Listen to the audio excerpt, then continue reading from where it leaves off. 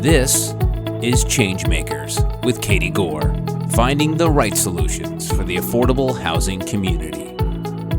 This week's ChangeMaker is Jeff Olivet, the Executive Director of the U.S. Interagency Council on Homelessness, the only federal agency with a sole mission focused on preventing and ending homelessness in America. Jeff has more than 2 decades of experience in working to eradicate homelessness. His career includes time as a street outreach worker, to CEO of the Center on Social Innovation, to the founding member of Racial Equity Partners. Jeff, welcome to the podcast. Katie, it's so great to be with you. I'm so glad you're here, and I want to start at the beginning because your career has been focused on the issue of homelessness, but I'm really intrigued to know, how did you first start in this path or this industry? I got involved with homelessness in the early 1990s, volunteering at a drop-in center in Boston, and just really got hooked. It was so powerful to me to see in such a wealthy community just the depth of poverty and disconnection, and I wanted to be part of that work, and I didn't know how to go about it. You don't kind of grow up thinking, "Oh, I'll work on homelessness." It kind of found me in that way, and then I moved west. I moved to Albuquerque, New Mexico. Got involved with street outreach work and running housing programs and doing local coalition building. And then from there moved into national policy and advocacy and research work. So it's been a kind of meandering journey, but one that has captured and continues to capture my heart and soul and mind and passions. Tell me about the street outreach work. What was a typical day like, or what were some of the things that you guys did when you were doing that? I had a nice reminder of this in the last couple of days. I was in Houston, Texas, working with the system there and kind of trying to understand how they're responding to homelessness. And I got to go out with some of the outreach teams that are working in encampments in Houston, mostly under the interstate overpasses. And it took me back 25 years to when I was doing street outreach work. And, it is a process of relationship building and trust building and engagement and connecting people with services and supports and housing and healthcare.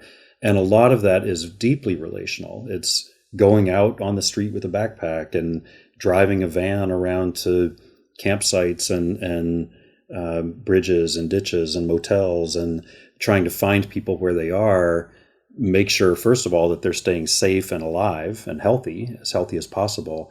And secondly, helping really trying to find a pathway back into housing and back into good health and connections with community. So much of that is based on a trusting relationship. And so what I find is that the most effective outreach workers I've known are the ones who can slowly, patiently build the relationships that are necessary for trust to occur. And then they're there for people when folks are ready to access services and supports and housing. Before we go through the where and what is happening and some of the data and the analytical parts of this, first start with why. Why does homelessness occur? There's a real difference between root causes and individual risk factors. And so when you think about general perception of homelessness, kind of in the general public and often with some policymakers, it's, this person is homeless because of mental illness or because of domestic violence or because of substance use. The worst stereotypes are, that the person is making bad choices or that they're lazy or unmotivated. And my real belief is that homelessness is a systems failure, not an individual failure. So while mental illness and substance use may be very prevalent, particularly with unsheltered homeless populations, those are not drivers of homelessness or root causes of homelessness. The root causes of homelessness are that we have no affordable housing, that when someone is working full-time at minimum wage, they can't afford a one-bedroom apartment. The cost of housing doesn't line up with the wages that we have. The deep impact of systemic racism that has created huge wealth gaps across racial and ethnic groups in this country, where white households have an average wealth that's 10 times that of black households. Those kinds of deep structural economic forces in many cases, social and policy forces are what has driven homelessness. That's what's driven the rise of homelessness in the last 40 years in this country.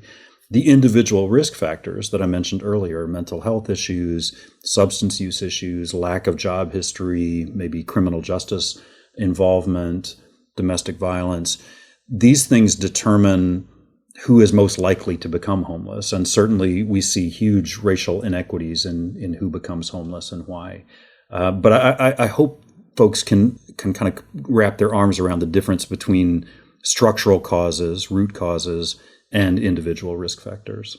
Well, it's important that I wanted you to highlight that because I think everybody starts with a different perspective on what homelessness is and how they were there. The first assumption is what did the net look like, or was there even a net? And whether that's affordability of the unit or whether that is provision of social services, if the net was a little different, then there would possibly be a link then to what the intervention looks like and what the path for sustainability of the person looks like. And I think that's what I'm hearing you say. Is that right? I think that's exactly right. I refuse to accept the fact that homelessness should be inevitable. I could imagine a safety net in which people who have mental health issues never become homeless. I could imagine a system in which young people don't age out of foster care into the shelters or the streets. I could imagine a system where people who have substance use issues have ready access to treatment and supportive housing of various kinds. I could imagine a system in which people who are fleeing a violent situation don't have to go to a shelter, that there is a way to keep them safe in their homes or move people straight into safe new homes if they need to make a geographical move. We don't have that set of supports built to prevent homelessness from happening in the first place. So what we're left with is a massive homelessness crisis on the order of hundreds of thousands of people on any given night, well over 1 million through the course of a year in America. And in their lifetimes, many millions of Americans have experienced homelessness.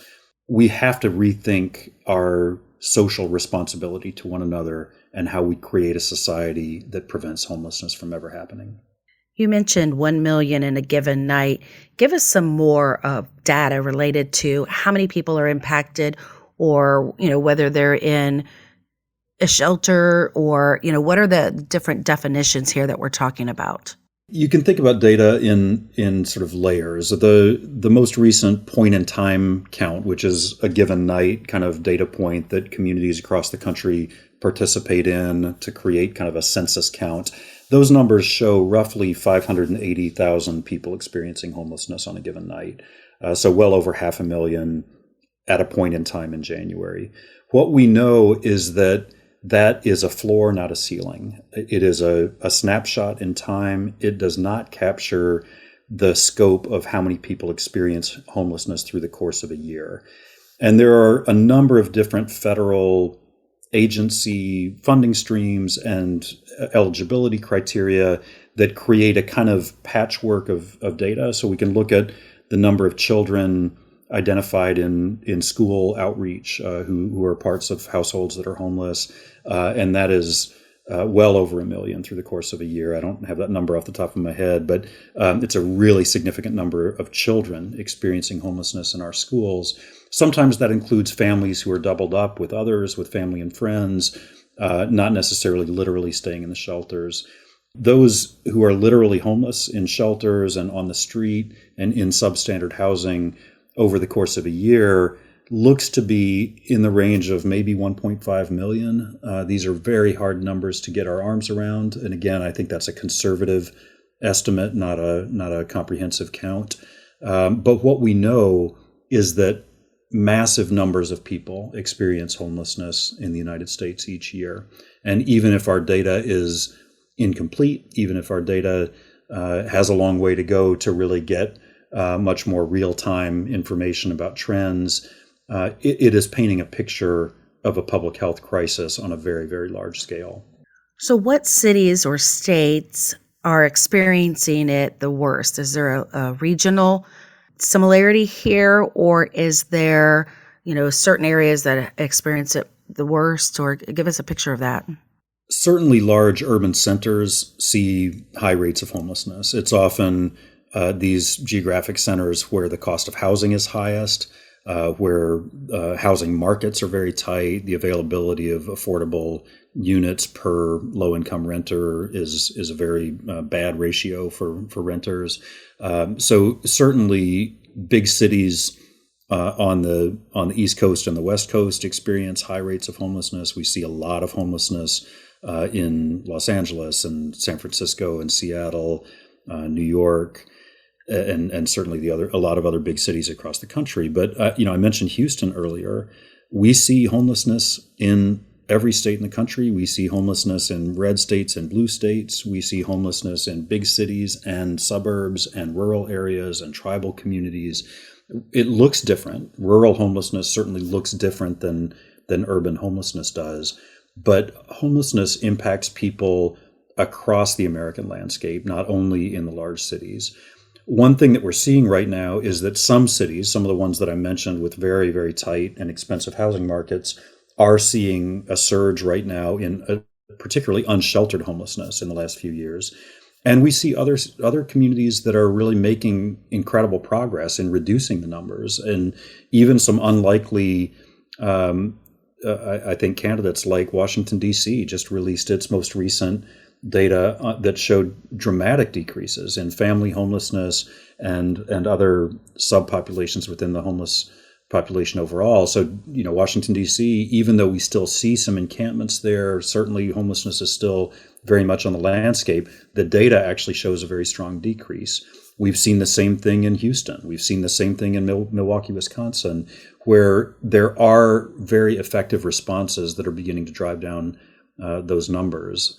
The other thing that's happened is that this administration has invested heavily through the American Rescue Plan and through just the regular congressional appropriations process of investing in effective programs around homelessness and housing vouchers and things like that. So I think we're beginning to see the deploying of really unprecedented COVID response dollars in the area of housing and homelessness. And those results are still coming in. I think the next few months are really going to show the effectiveness of some of those infusions of new resources.